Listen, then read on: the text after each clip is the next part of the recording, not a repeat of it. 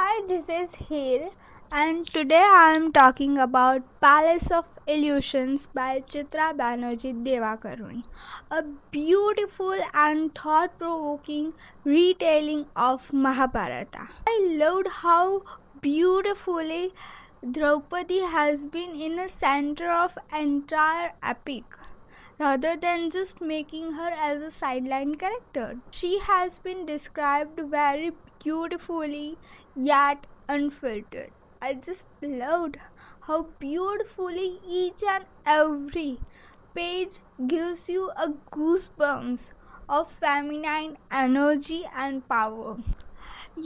Everyone talks about Subhadra and Draupadi as besties, but किसी ने ना द्रौपदी की इनसिक्योरिटीज़ के बारे में सोचा ही नहीं. उसकी जो हिडन जेलसी या फिर थोड़ी इनसिक्योरिटीज़ थी उसके बारे में कभी किसी ने सोचा ही नहीं है. अपने ही बेस्ट फ्रेंड की बहन और बहन का विवाह अपने ही हस्बैंड के साथ हो जाता है तो कैसी फीलिंग होती है. It's just an awkward moment for any lady, and it is showed so beautifully. The biggest cinema of this book is Draupadi's prediction.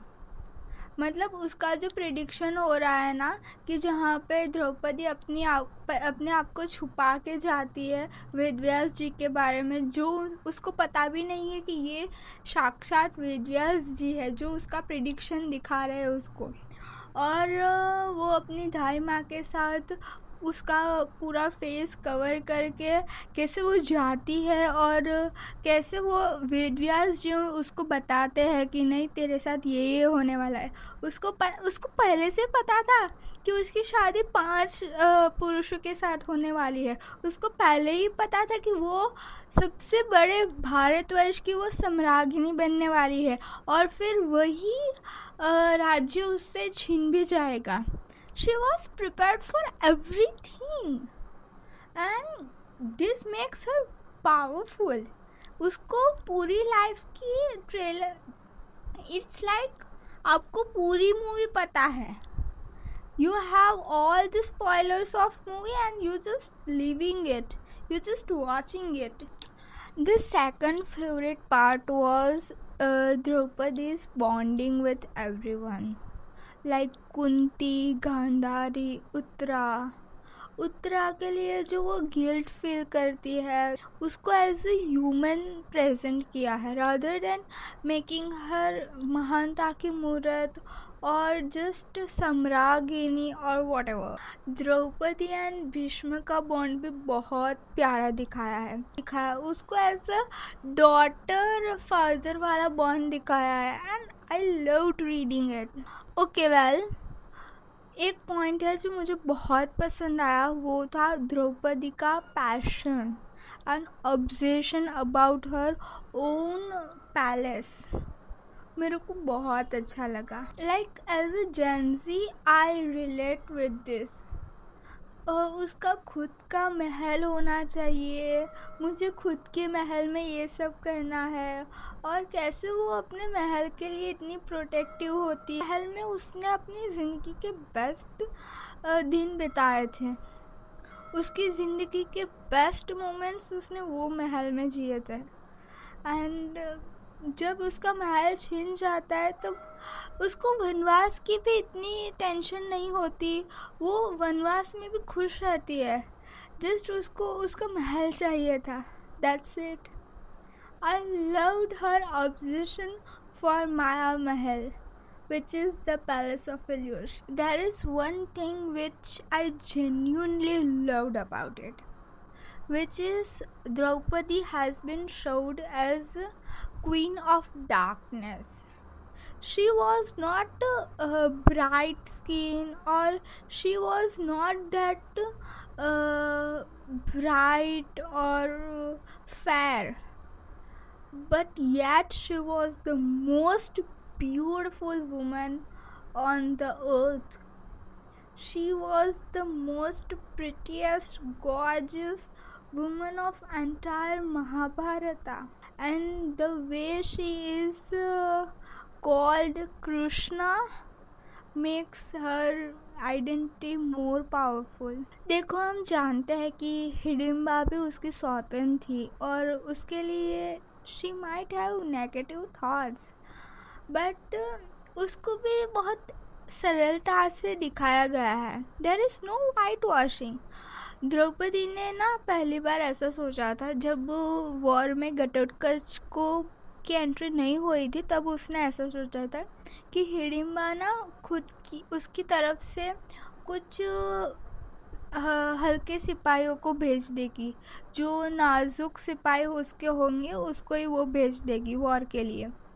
लेकिन उसने जब उसके बेटे को भेजा और जैसे वो घटोत्कच शहीद हुए अपने राज्य के लिए, it is shown so beautifully. Draupadi को सच में बुरा लगा हिडिम्बा के लिए। Of course it's a very genuine thing, but उस द्रौपदी ने कभी भी नहीं सोचा था कि हिडिम्बा उसके बेटे को ही भेजेगी। एक चीज़ है जो मुझे स्ट्रेंज लगी, डैट वॉज कर्ण पांडवास का भाई था, वैसा पांडवों को कभी पता ही नहीं चला है। वो ये बुक में लास्ट में दिखाया था, जो मुझे थोड़ा ऑफ लगा, क्योंकि हम सबको पता था कि सबको पता चल गया था कि कर्ण उन लोगों का भाई है, और कुंती का सच भी सबको पता चल गया था। सो वो एक नई चीज़ है जो एज ए फ्रिक्शनल ली थी, but we can just ignore it. So yeah, and second thing was Karna's angle. मतलब आई डोंट थिंक सो कि कर्ण का एंगल सब में लेने की ज़रूरत थी। कैसे महाभारत के बाद स्त्रियाँ खड़ी हुई, स्त्रियाँ अपने दम पे खड़ी हुई और अपने घर की सभी जिम्मेदारियाँ ली। I loved how beautifully it's described. मतलब कहीं पे भी किसी ने भी ये सब नहीं लिखा है या फिर दिखाया नहीं। सीरियल्स सभी शोज़ में बस महाभारत के युद्ध के बाद सब ख़त्म कर देते हैं, बट यहाँ पे वो नहीं ख़त्म किया। और कैसे द्रौपदी ने सबको एनकरेज किया, कैसे सबकी रिस्पॉन्सिबिलिटी ली, कैसे सबको समझाया कि नहीं, there is much more than just this world war. पूरे नगर का विनाश हो गया है, पूरे भारतवर्ष का विनाश हो गया है, सभी सैनिक मारे गए हैं, द्वारका का विनाश हुआ। और कैसे द्रौपदी और सभी पांडवास विचलित हो गए, उनके मतलब द्वारका के विलाप में वो डूब गए, वो भी बहुत अच्छा वर्णन दिखाया। There is much genuineness in this book. मतलब बहुत ही छोटे छोटे मोमेंट्स पे बहुत ही पावरफुल तरीके से दिखाया है। हम सबको पता है कि कैसे द्रौपदी सम्राज्ञी बनी और कैसे उसने पूरी प्रजा को संजो के रखा, कैसे सबको उसने एनकरेज किया। लेकिन कभी ऐसा दिखाया ही नहीं है कि कैसे द्रौपदी ने खुद को तैयार किया इसके लिए, कैसे द्रौपदी ने पहली बार प्रजा के सामने स्पीच दी, कैसे द्रौपदी पहली बार अपनी प्रजा को मिलती है, कैसे वो खुद को प्रेजेंट करती है पूरी जनसभा और पूरी प्रजा के सामने। द्रौपदी इज़ अ कैरेक्टर जिसने कभी भी खुद का ही बचपन नहीं जिया था।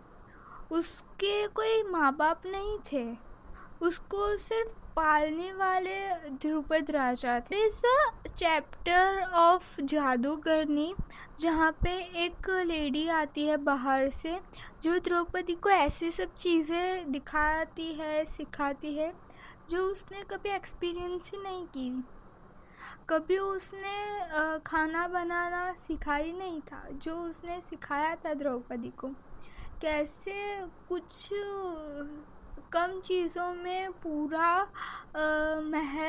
पूरे महल के लिए खाना बनाना, बहुत सारे लोगों के लिए खाना बनाना, बहुत ही कम चीज़ों से ये सब उसने सिखाया था।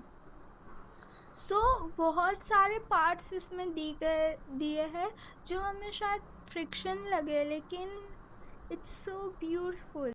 Hats off to Chitra Banerjee Divakaruni. She just aced her job writing this book. I loved it. And it's such a powerful yet very simple book to read. I loved how beautifully she captured every themes of Draupadi's life: sacrifice, love, longing, self-identity, self-discovery. I loved it. Thank you so much. I hope you all enjoyed this book review. See you in the next one. Bye.